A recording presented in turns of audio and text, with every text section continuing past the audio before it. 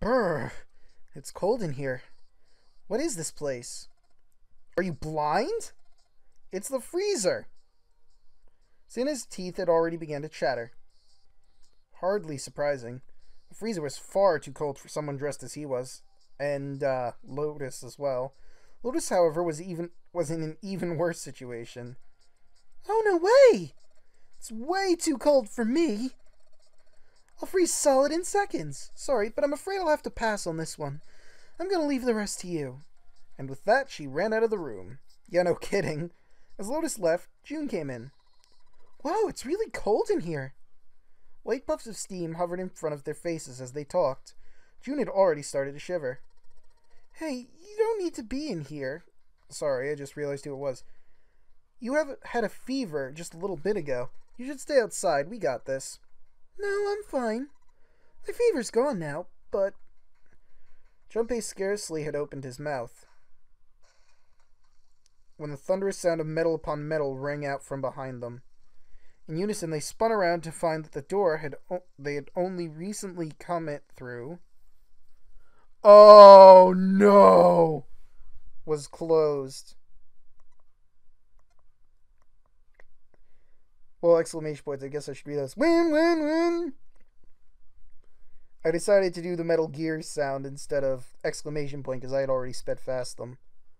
Junpei rushed to the door. Desperately, he grabbed hold of the doorknob. Ow! It was cold beyond cold. Merely touching it was painful. The doorknob had been frozen solid. They quickly deduced that the pipe next to the door had ruptured. Water released by the rupture had hit the door and frozen instantly. Sienna shoved Junpei aside and pounded against the door. Hey, Lotus! You're out there, right? Open the door! She wasted no time in responding. What do you want? What's going on? The door won't open! Try opening it from that side, please! Ugh, fine. If you say so. Hold on. Soon they could hear Lotus on the other side of the door. Then the grunting ceased, and they could hear light panting as if from excursion. It's no use. It won't budge. You've got more people in there. You figure it out. Oh, no. No, no, no. God damn it. Sienna was shaking like a newborn deer. June was hugging herself and was shivering violently. Even Junpei, with the heaviest clothes out of any of them, was clearly feeling the cold. Well, you could all huddle together for warmth. Just throwing that out there. With every breath they took, they could feel the cold working its way deeper and deeper into their bodies. Anyway, let's find a way out. If we don't get moving, we're gonna be permanent residents. Two heads are better than none. Oh, nah, really? Great. Now I gotta cut this. Okay, and we're back. To read this again. Well, actually, I read it at the end, but now you can actually see what it said. I'm sure we'll figure something out. Yeah, you're right. Let's just take a good look around this room, okay? Right. And, walking around will probably make your bodies warmer. They pushed in close to one another and began to search. Okay. There's some frozen meat up there. Looks like pork. Huh? What's this? It looks like a tag or something. Chunk of pork. Jumpy, there's a slip of paper in that meat. I think there's something written on here, but I can't read it like this. If you try to pull it out, it'll probably rip. You need to defrost that. I don't think we're going to be doing that in this room. Well, I know the perfect place to do that, but we gotta get out of here first.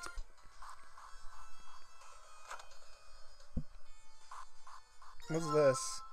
Dry ice. Well, I guess that's useful. It's alright. Dry ice? Can you make that stuff cause an explosion if you seal it in something that's airtight? Explode? Yeah, didn't you do that in school? You should never underestimate the power of expanding gas. Okay. That's good to know, I suppose. Junpei picked up the dry ice in his sleeves to avoid burning himself. Dry ice is just frozen carbon dioxide, right? Yeah, it is. I wonder how warm it has to get before it turns back into a gas again. Hell if I know. How's that going to help us anyway? Oh well, I figured I might be able to use it to get out of here. They were about to move on when June spoke up. Carbon dioxide's subliminal point is negative 109 degrees. Any warmer than that, and it'll turn into gas. Any lower, and it becomes a solid. Junpei looked at her, dumbfounded. How do you know that? Teehee. Despite my looks, I'm quite the the queen of random knowledge. Looks bad to mess up when you're showing off. Oh, you're so cold your mouth is going numb. Yes. You're just doing that on purpose, aren't you? June giggled and did her best to hide her guilt. At least she was still feeling good enough to joke around, Junpei told himself. Come on, guys. Don't you think that's kind of weird? I wonder why it doesn't turn into a liquid first. Santa was now shivering at an astonishing rate, but his curiosity seemed unaffected. Junpei, however, was not in the mood to discuss science. Fool! Always it is time to discuss science! He wants out of the freezer now. It did strike Junpei rather odd. It did seem rather odd to Junpei. He couldn't help but think about it. June answered. But it can be turned into a liquid. Carbon dioxide turns into a liquid if you put it under high enough pressure. But at 1 atmosphere normal air pressure, it won't turn into a liquid, right? That's right. Instead of melting, it'll do what's called subliminating and change immediately from a solid state into a gaseous one. Neat. See, that's weird. Water's a liquid between 32 degrees and 121 degrees. So why isn't that the case for carbon dioxide? June replied with an answer that stunned both of them. There's a kind of ice that doesn't turn into a liquid when it goes above 32 degrees. I heard about it. Its melting point is 96 degrees. Ice with a melting point of 96 degrees? You mean there's water that freezes at 96 degrees? Yeah. Well, you could also look at it as the ice that won't melt until it's 69 degrees. Water that freezes at 69 degrees? Ice that won't melt until it's 96 degrees? Junpei was cold as hell, but this was too interesting to ignore. He did the best he could to warm up by rubbing his arms and stamping his feet, then putting the question to June. So what's this ice with a melting point of 95 degrees called? I heard it's called Ice 9. Ice 9? Originally, Ice 9 was made up of substance invented by a science fiction author. But recently, scientists have discovered that such a substance actually exists. Wait, hold up. So this thing is called Ice 9? Or is it water? Like I said, if the ice is over 96 degrees, it'll be a liquid. If it's under that, it'll solidify. So you could think of it as a polymorph of H2O. Here, think of it like diamonds and graphite. They're both made of carbon, right? But it depends on the structure of the crystallization, and the hardness and structure are completely different. So you're saying normal water and this Ice 9 are like that? Yep. She wasn't finished. Have you heard the story about the crystallization of glycerin? For over 150 years after the discovery of glycerin, people cooled it, warmed it, and did all sorts of things to it. But whatever they did, it never crystallized. However, one day in 1920, some glycerin that was en route to England by ship was discovered to have crystallized during this trip.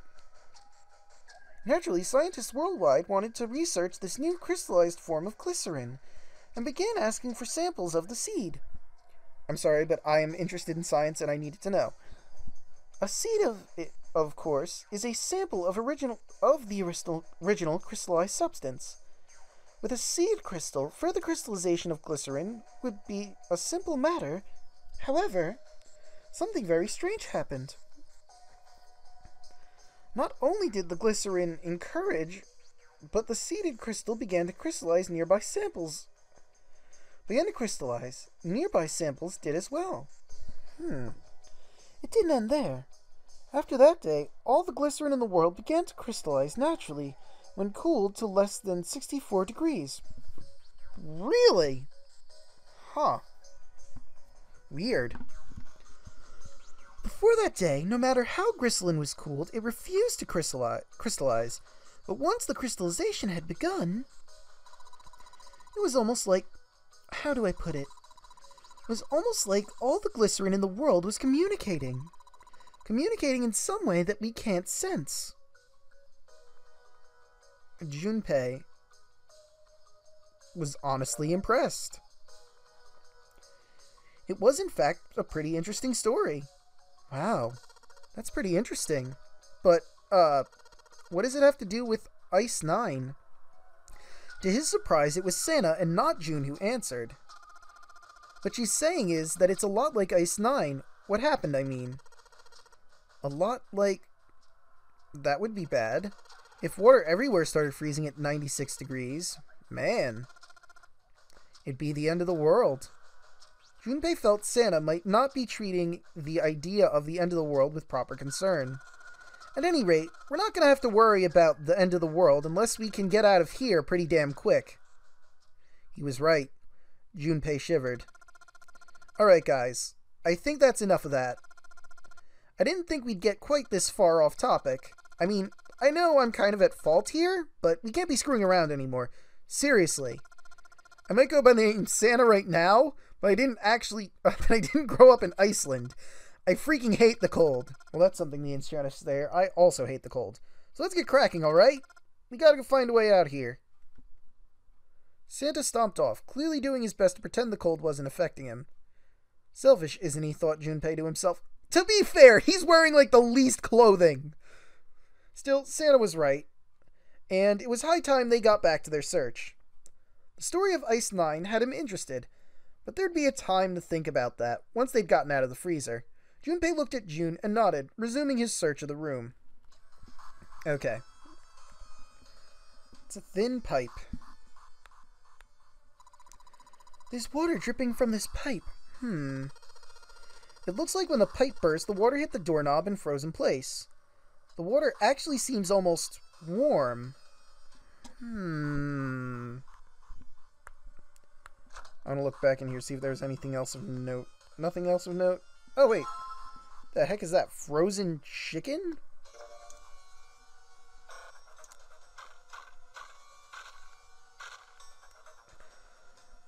Alright, the dry ice is in pieces now. Huh. Crumbled dry ice.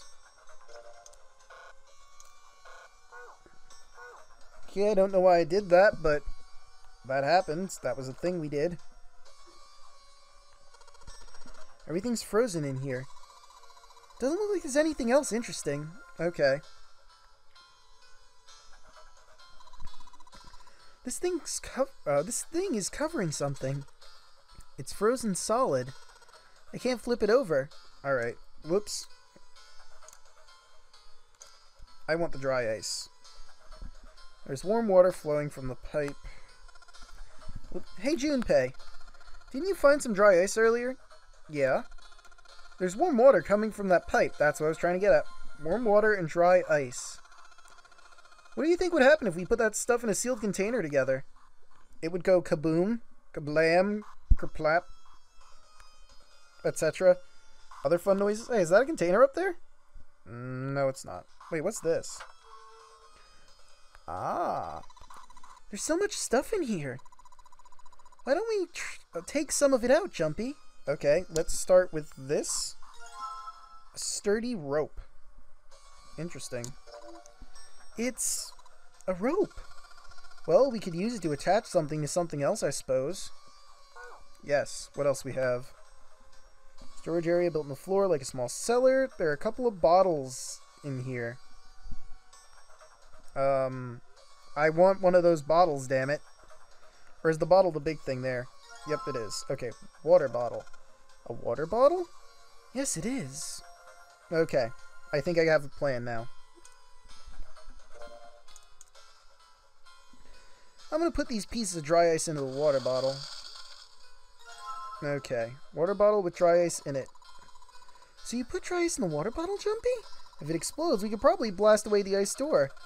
So how are we going to get it to stay against the doorknob? Via rope. And let's just tie a rope on here. Water bottle bomb. Hooray for science! I didn't mean to do that. Warm water dripped from the ruptured pipe near the floor.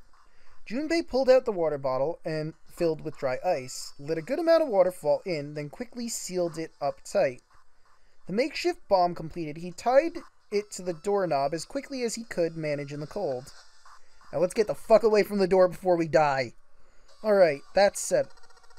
So, what do we do now? We wait. We just need to give it a little, tap. The bottle's already about to pop. If we just throw a rock or something at it, it'll go off on its own. Small rock, a small rock. Well, I have a knife I could chuck at it. Junpei looked down at the floor. Oh. Scattered across were pieces of dry ice left over from the larger chunk he'd crushed earlier. Alright, this ought to do the trick. He pulled his sleeve down over his hand to keep from getting burned and grabbed the chunk of dry ice. It was a pretty good size, about as big as a pool ball. He figured it would be just about the right size. Alright guys, stand back. Actually, we should probably hide somewhere. Also, you should probably tell Lotus that you're doing this, but whatever. Both Santa and June looked at him with new concern. Where exactly do you expect us to hide, genius? There isn't really anywhere big enough. Yeah, there is. Look, right here. We can hide in there. Junpei pulled open the door to the small cellar. That's true. Come on! Get inside, quick! Santa and June nodded and jumped down into the hole. Junpei quickly followed. In his hand, he could feel the chill of the frozen carbon dioxide, even through his sleeve. He tightened his grip, took aim, and prepared to throw. Alright, here it goes! 3, 4, 5. You're counting the wrong way. Oops! That's a real sad excuse for a joke, man. Sorry, dude. Alright, for real this time. You guys ready? Yes! Whenever you're ready. Just throw the damn thing. Alright, here I go. 3, 2, 1. Junpei threw the chunk of dry ice as hard as he could. With the same motion, he ducked into the cellar with Santa and June, just as...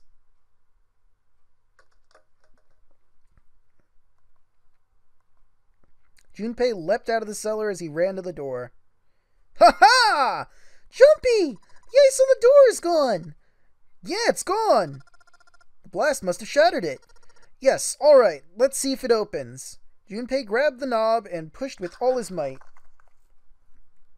The door gave way easily, and the three of them tumbled out of the freezer at once. Hooray! We're out! June, relieved, collapsed on the floor. Move! Santa shoved past Junpei, ran straight for the grill, which he immediately grabbed. Ow! God damn it, hot, hot, hot, fuck! Well, why did you grab the fucking grill? I get you were in the cold, but still. He proceeded to kick the grill in a futile but amusing fit of rage. But where was Lotus?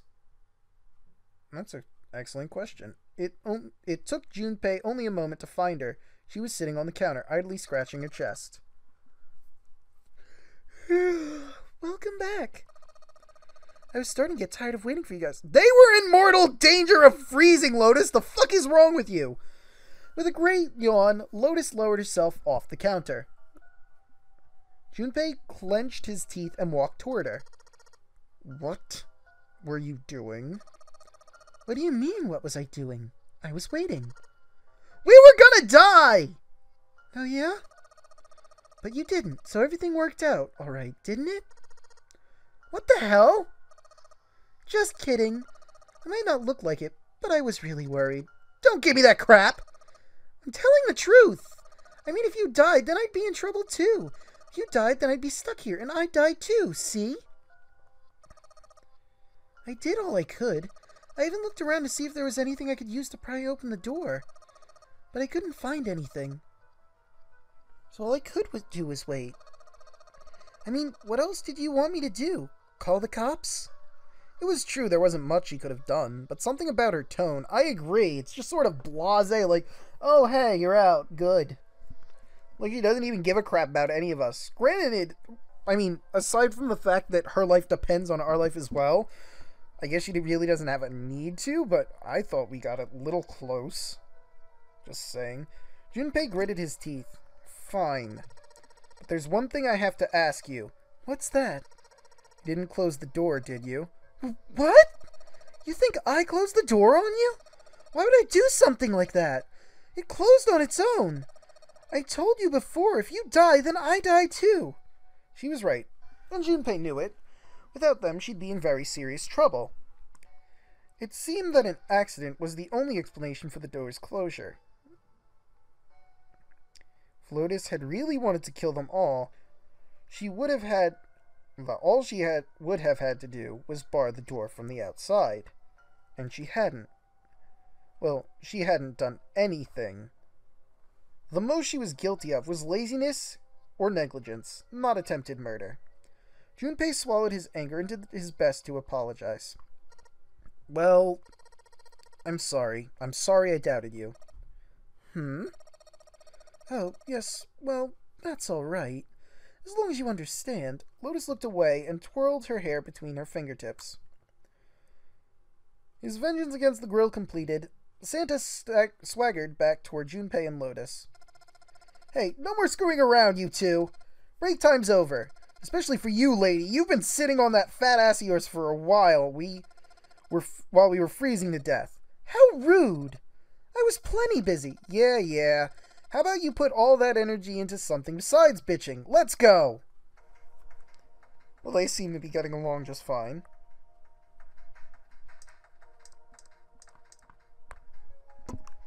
I guess I'll put this meat on the grill. Hey, what are you doing? What are you going to do if the paper burns? Come on, it'll be fine. I mean, it's not like it's gonna burn right away, right? We just keep an eye on it, and the paper will be fine. Well, they can argue all they want. I'm gonna keep an eye on this pork. Cool, it looks like it's about time. I'm gonna try taking the paper out. Jumpy, be careful. Sweet of her to care, but I know what I'm... Ouch! See? I told you. Hey, what the hell are you doing? Hurry up and get that paper. Take that paper out. It's not coming out. This thing's frozen stiff. I can't get it out. So are we going to have to cut the meat? Yeah, looks that way. Well, it's good I have a fucking knife, huh? Alright, now that I've sharpened the knife... Yes, I can cut the pork! Awesome, Junpei. Now we can cut out the paper. C10F. Oh, well, that's easy. Give me a moment, please.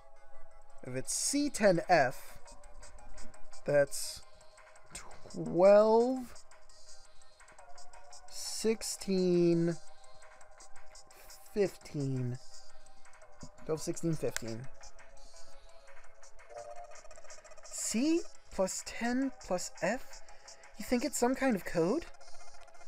Damn, they're just screwing around! Junpei, do you know what C and F stands for? Think maybe it means corporate finance? I thought it was clever and funny. Okay. Well, actually, let's see. If that's the case, let's get to the calculator.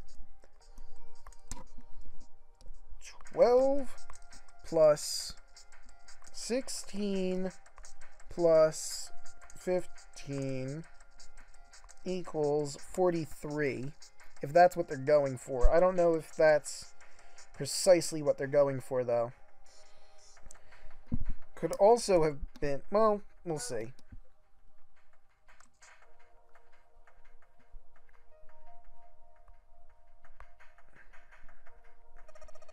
This is probably what you're supposed to use to enter the password. Maybe if with the right number in, it'll open the oven door. Junpei, maybe the note you found earlier? Yeah, I know.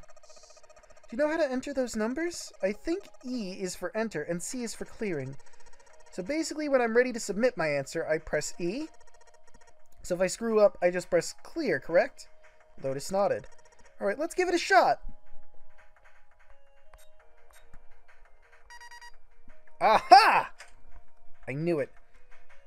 Sounds like metal falling. Well, I guess that went well. Let me make sure that this isn't breaking. Good, it is. It's still showing what I need to see.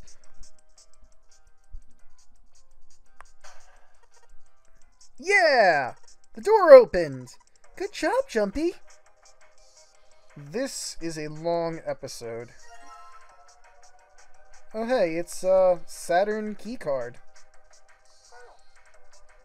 Oh wait, I'm a dummy. Let's do search. This looks like a lowercase h, but the line next to it is throwing me off. This is the symbol for Saturn, remember? There was an elevator next to the main staircase. Wasn't there a mark like this on the card reader next to it? Oh yeah, I remember that. I guess that means that card ain't gonna help us get out of this room then. I'm not sure. Why don't we try it out? Let's. This episode is gonna be long as hell. Haha! Yes! I think it's unlocked now. You did it, Jumpy! Let's get out of here. Yes! Let's go! It has that Resident Evil door entrance thing, doesn't it? You found it! I did, didn't I? They stepped out of the kitchen and into a hallway that looked rather familiar. And with that, I think we're going to end this episode here. See you guys in the next.